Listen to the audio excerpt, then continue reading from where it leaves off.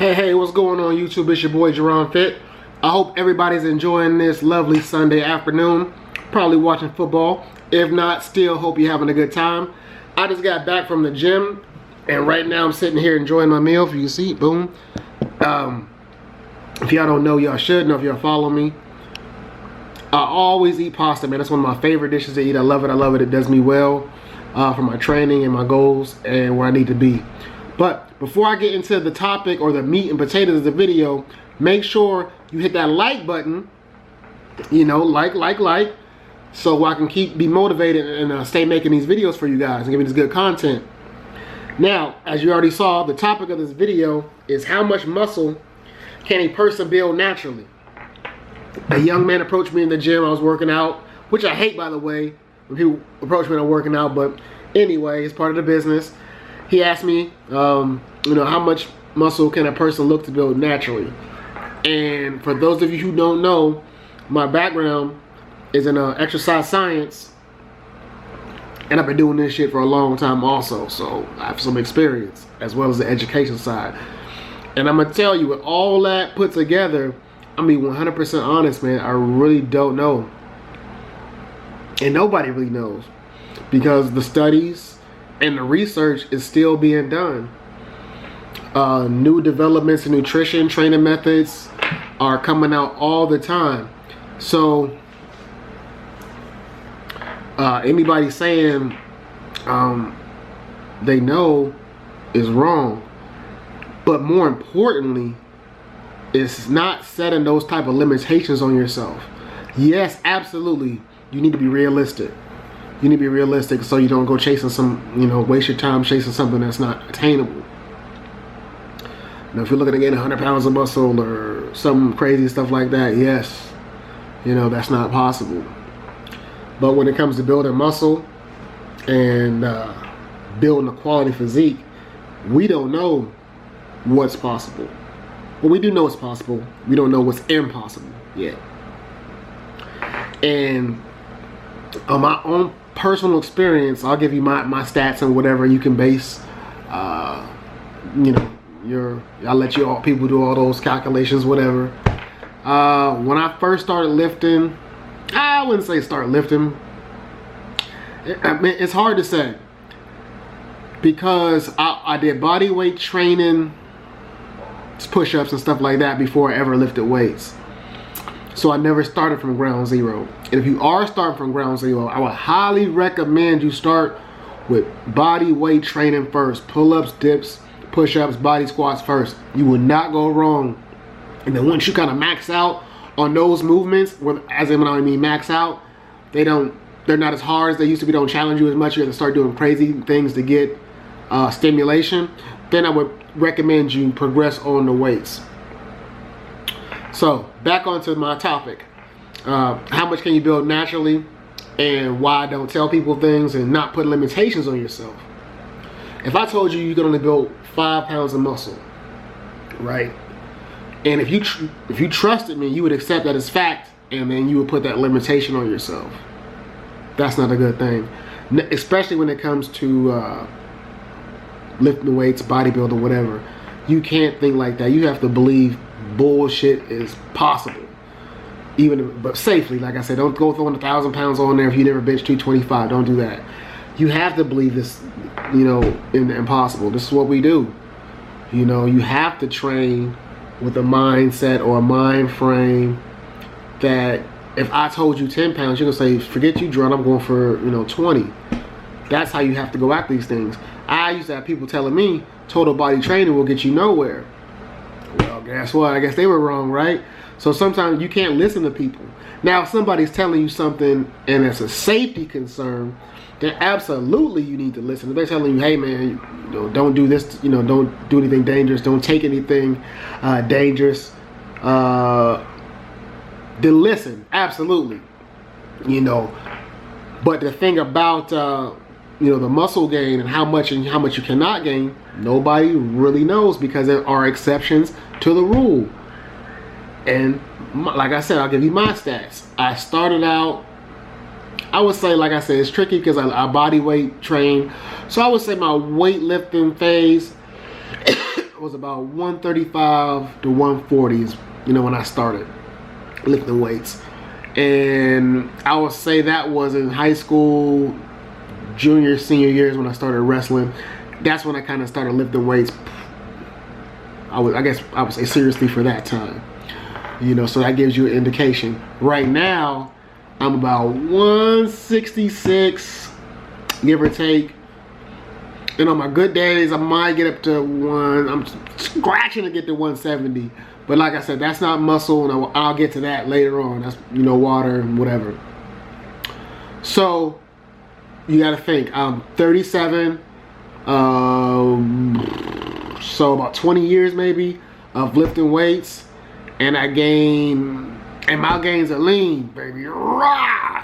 So about 20 some pounds of muscle, lean muscle in 20 years. Now that is not to discourage you people, because I've been heavier than that, but it wasn't muscle. And this topic is so broad, and I don't want to make this video too long, because I want to, you know, I want you to get something out of it. I don't want to cover too much stuff. So those are my personal stats. So about 20 some odd pounds of muscle in almost 20 years. Some people have gained more, some people have gained less. But my point is, don't be like, oh man, Jaron, I gained 20 pounds. Well, I said, take that as a challenge. Try to do more, try to get more, if that's what you want. Another thing is, you have to be honest with your goals. What are you training for? If you're training for powerlifting, then you have to be in a certain, if I'm not mistaken, you know, have to be in a certain weight class. So you have to be careful. You don't want to gain too much weight and then you're in another weight class, so you're not competitive anymore. Same thing with bodybuilding too.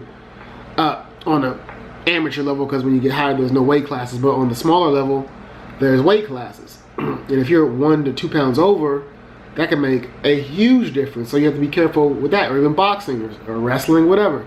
So you have to realize what you're training for as well. So if you're watching this portion, this video, even though I do a lot of athletic training, we'll keep to the bodybuilding, powerlifting aspect of it, because we'll just keep it to that. So we'll keep it, like I said, we'll keep things simple.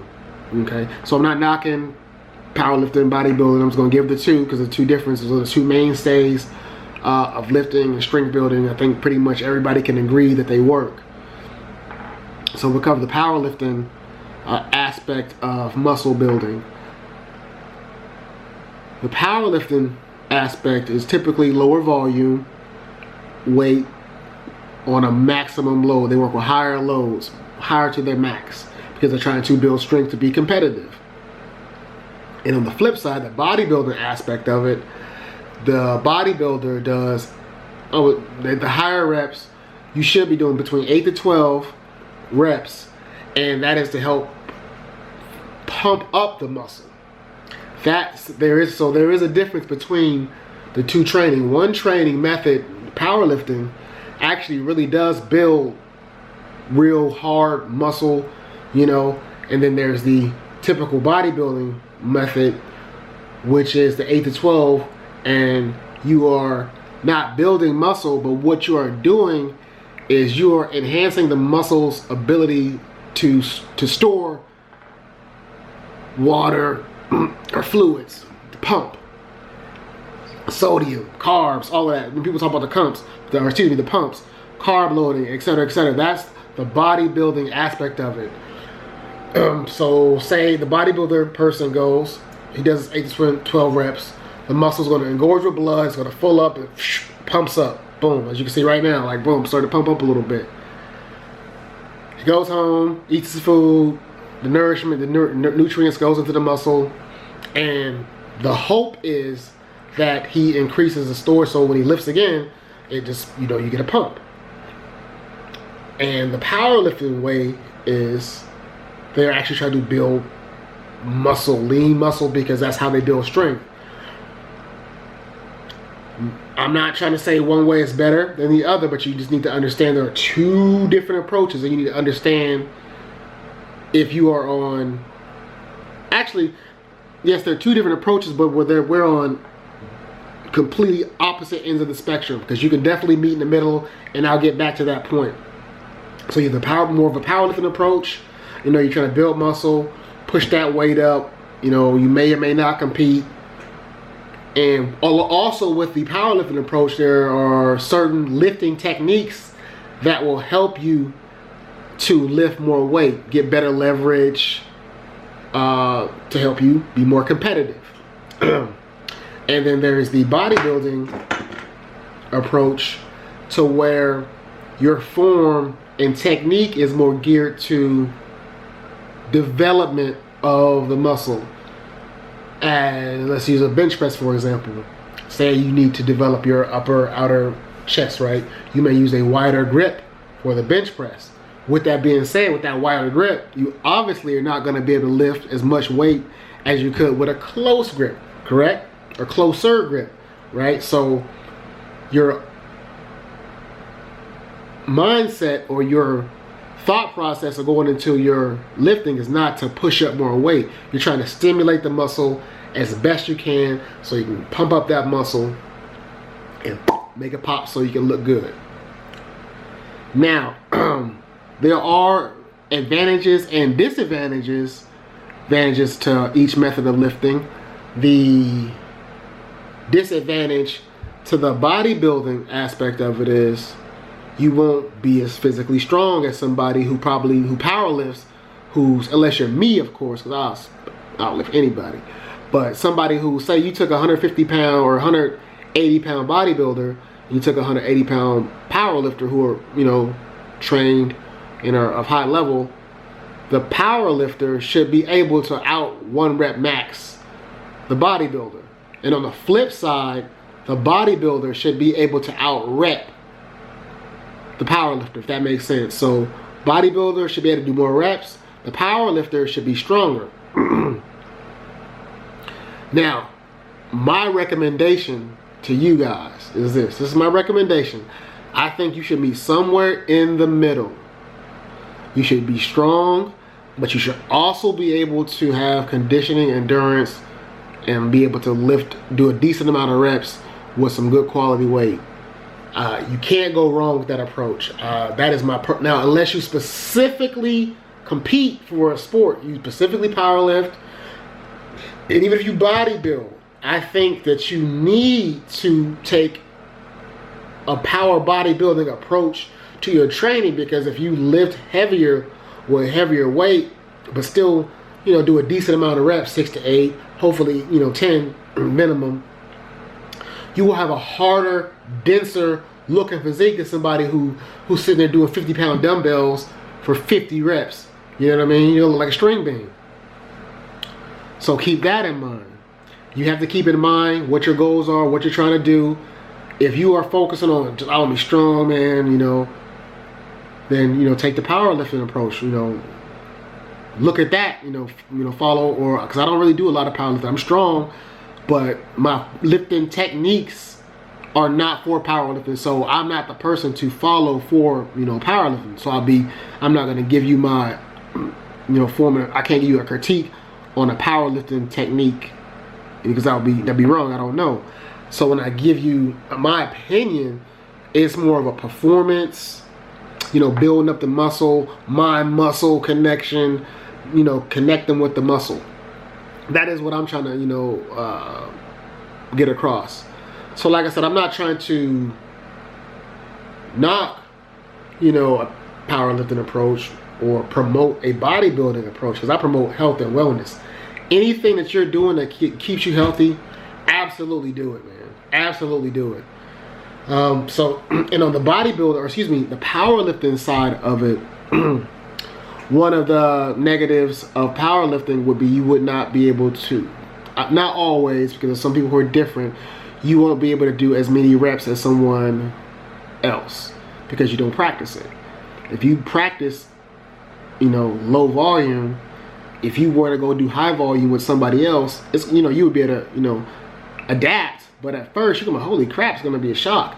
The same thing if a strictly high rep person went to do low volume with somebody who powerlifted. You're like, holy shit, this dude's strong. You know what I mean?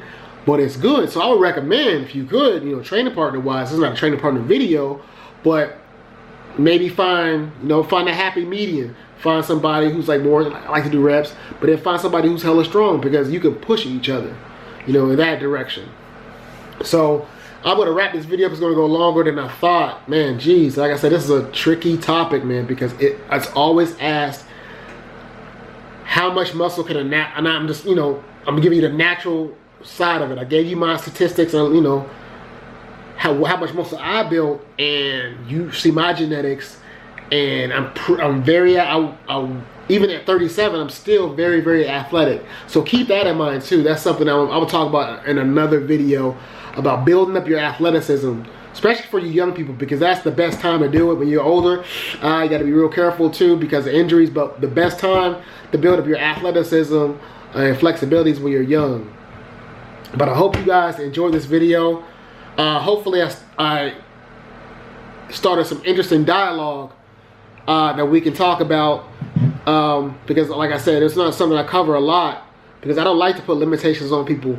I don't want you to be looking at my videos for motivation in a negative way, like I'm gonna show you, Jaron, that you're wrong. No. I don't want to be that guy. I don't want to see some dude walking up to me 220 pounds, you know, telling me that I'm the reason why he's big in a negative way. I don't want that. But like I said, I hope you guys enjoyed this video. Cut off, I got long-winded. But like I said, I hope you guys enjoyed this video. I hope you got some good content out of this, and hopefully some good motivation. Don't put limitations on yourself.